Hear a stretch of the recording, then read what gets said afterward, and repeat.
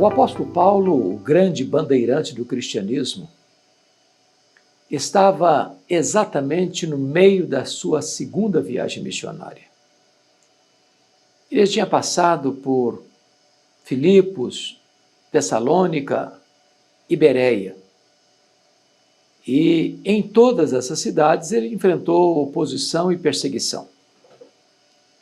Então ele chega às pressas, fugido até, na cidade de Atenas, a capital intelectual do mundo, a terra dos grandes pensadores, dos grandes filósofos, dos luminares do saber humano, terra de Sócrates, de Platão, de Aristóteles, dos homens que encheram biblioteca com a sua erudição profunda. Ele tinha deixado para trás os seus companheiros de viagem, Silas e Timóteo. Seu espírito estava muito angustiado. E chega então nessa terra que era uma espécie de floresta de deuses. Havia, segundo Plínio, em Atenas, mais de 30.000 estátuas dedicadas aos deuses. Suetônio chegou a afirmar que em cada casa ou pórtico havia um altar dedicado a alguma divindade. Diógenes afirmou que era mais fácil encontrar um deus em Atenas do que um homem. Certa feita, ele até satirizou com os atenienses, saindo à plena luz do meio-dia, com lanterna acesa nas mãos, à procura de alguma coisa. Quando alguém lhe aborda e pergunta: o que você procura, Diógenes? Ele respondeu: eu procuro um homem, nessa terra só tem deuses. Então Paulo chega nessa terra, com tantos palácios, como o Partenon, por exemplo, tantos edifícios, tantos altares, tantos deuses. E o texto nos informa em Atos 17, verso 16, que o seu espírito se revoltava em face da idolatria dominante na cidade. A idolatria dominava a cidade estava debaixo do império dos deuses. E Paulo, ao ver isso, ficou com seu espírito irrequieto, inconformado, revoltado. Até por causa da contradição, numa cidade de refinada sabedoria, de requintado conhecimento, mergulhada nas densas trevas da ignorância espiritual. É curioso isso, porque às vezes as pessoas têm muito conhecimento, são doutas no saber científico, jurídico, mas estão envoltas numa cegueira espiritual. E isso pode ser constatado, inclusive, nos grandes centros universitários, nesses santuários do saber. Às vezes as pessoas estão tomadas por uma cegueira espiritual, por uma ignorância absoluta das coisas espirituais. Homens que conseguem enxergar verdades profundas e escanear os segredos da ciência, não conseguem enxergar um palmo na frente do seu nariz no que tange às coisas espirituais. Mas Paulo não apenas ficou revoltado, ele fez alguma coisa. Por isso ele dissertava na sinagoga, entre os judeus e gentios que ali se encontravam, e na praça todos os dias entre os que ali se reuniam. Então, a primeira coisa que eu quero destacar para você é que Paulo era um evangelista estratégico. Ele usava essas pontes de contato para pregar o evangelho. É por isso que ele ia na sinagoga. Por quê? Porque na sinagoga as pessoas eram ou judeus ou prosélitos, como os gentios. Eles já acreditavam no Antigo Testamento. Eles já acreditavam na promessa do Messias. Então, o papel de Paulo nessas sinagogas era chegar e provar que esse Messias que eles esperavam era Jesus. E então ele, desta maneira, encontrava nas sinagogas uma espécie de território preparado para uma evangelização eficaz. Mas diz o texto que ele ia também para a praça, todos os dias. A praça era muito mais do que a região central da cidade. A praça grega era a ágora. E na ágora, ali se reuniam os filósofos, os pensadores, para exporem suas cosmovisões, onde encontrava ali seus seguidores e adeptos. E Paulo estava lá, discutindo com eles. E nesses territórios da ágora ateniense, estavam alguns filósofos ali que discutiam com Paulo, contendiam com ele. Primeiramente estavam ali os epicureus. Os epicureus tinham uma cosmovisão. Eles não acreditavam no amanhã, não acreditavam na eternidade, não acreditavam no céu, não acreditavam no inferno. Eles eram materialistas, eles não criam que houvesse um juízo final, um acerto de contas. A filosofia deles era a filosofia do comamos e bebamos porque amanhã morreremos. Eram hedonistas, buscavam o prazer a todo custo, não acreditavam que um dia alguém teria que prestar contas dos seus atos. E Paulo discute com eles, mostrando assim, não, vai ter que prestar conta sim, vai ter um juízo final. Esse dia já está estabelecido, o juiz já está escalado, e o critério do julgamento também é com justiça. Mas Paulo estava ali também discutindo com os estoicos. Os estoicos eram panteístas e deterministas. Os estoicos acreditavam que a vida está subjugada por um destino implacável, cego, um determinismo, que você não pode mudar. Então, o estoico não acreditava em mudança, não tinha esperança. Poderíamos dizer que eles adotavam a teologia de Gabriela Cravo e Canela. Eu nasci assim, eu cresci assim, eu vivi assim, eu vou morrer assim. E Paulo diz para eles, não, tem esperança sim. Deus não leva em conta os tempos da ignorância, mas notifica a todos que em todo tempo se arrependam. Quando Paulo estava então discutindo com esses filósofos, ele é tirado dali da ágora e levado para o Areópago. Areópago era uma conformação rochosa elevada, mas não apenas um monte altaneiro, era também o local onde estava o tribunal dos gregos. Nenhum pensador, nenhum filósofo poderia expor suas ideias ali sem passar pelo filtro, pelo crivo do Areópago. Então Paulo é levado para lá, como que uma espécie de acariação, onde eles querem saber que nova doutrina é essa que ele estava ensinando, porque Paulo pregava a Jesus e a ressurreição, e eles pensavam que eram novas divindades para o já tão povoado panteão ateniense, panteão grego. Para eles, o que Paulo pregava era uma coisa estranha. Eram estranhos deuses. De maneira assintosa, chamavam Paulo de tagarela.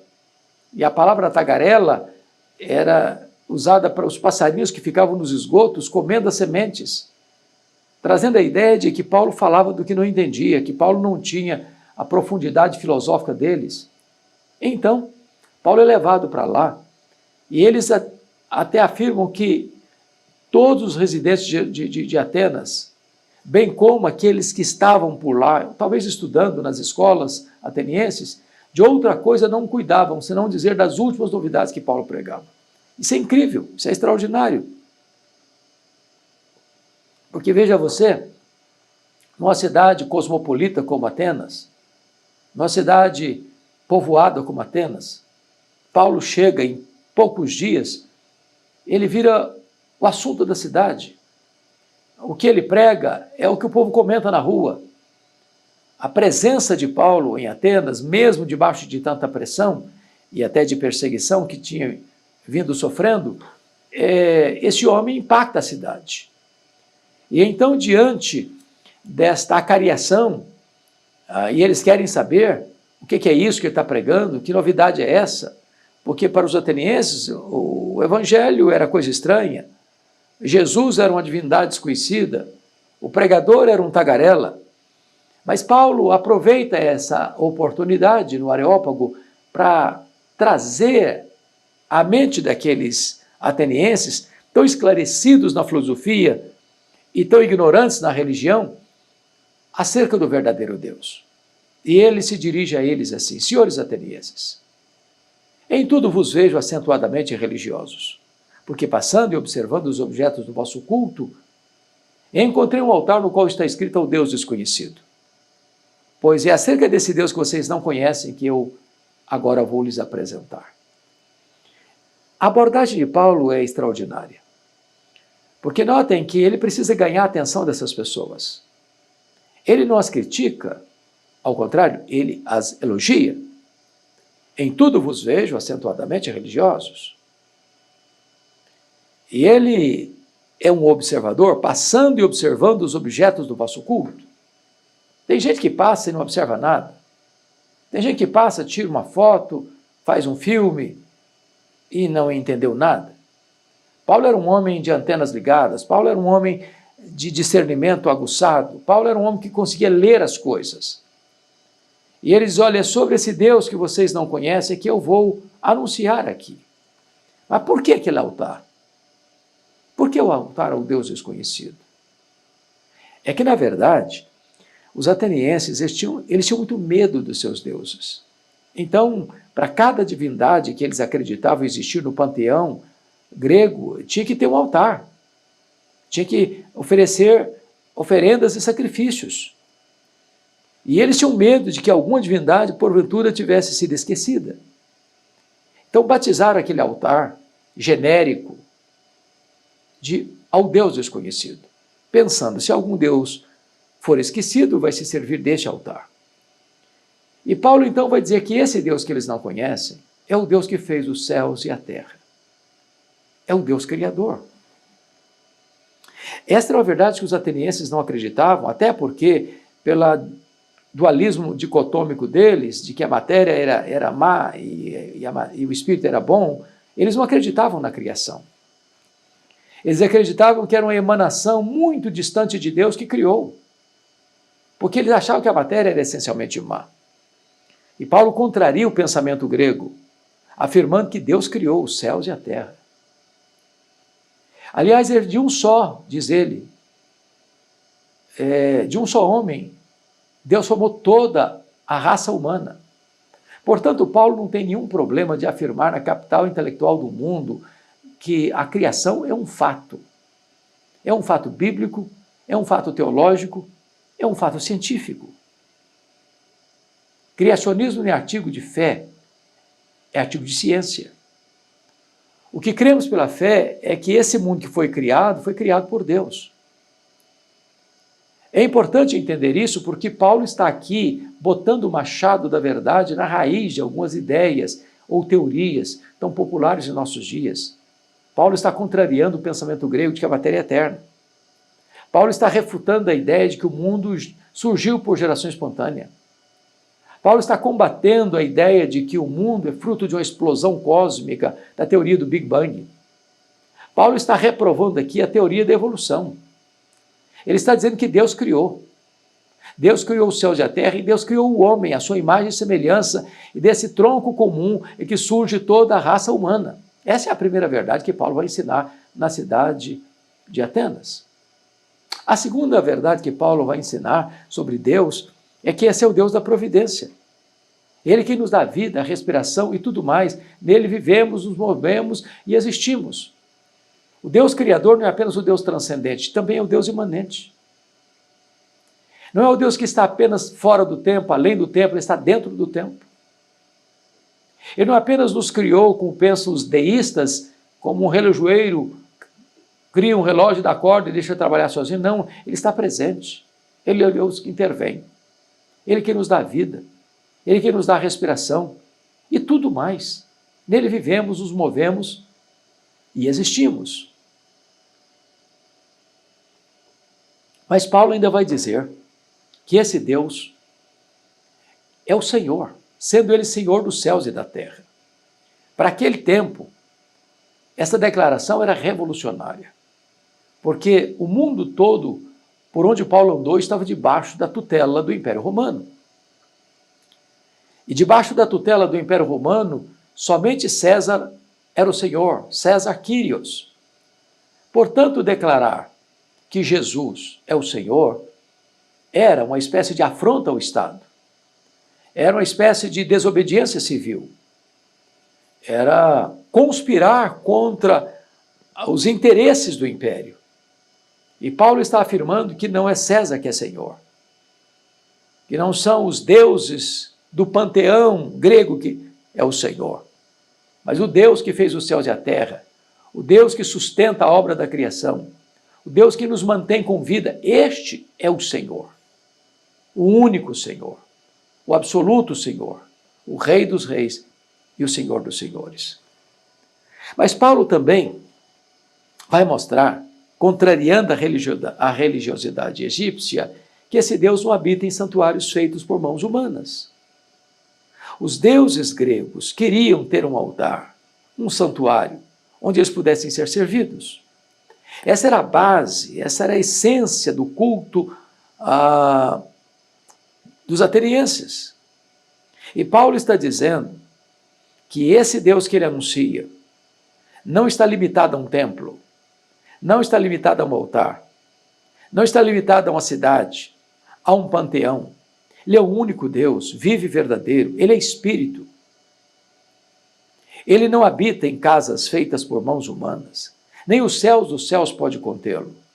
Com isso, Paulo está pondo o machado da verdade na raiz de toda a tendência da idolatria, que precisa de um santuário, que precisa de um templo, que precisa de uma imagem, que precisa de um recurso visual para adorar esse Deus. Mais ainda, Paulo diz que o Deus que os atenienses não conheciam é o Deus da salvação, porque ele anunciava Jesus e a ressurreição. Ele proclama o Messias, o Filho de Deus, o único nome dado entre os homens pelo qual importa que sejamos salvos. Paulo finca a bandeira do Evangelho no alto do Areópago ateniense, para afirmar que salvação existe tão somente na pessoa de Jesus Cristo.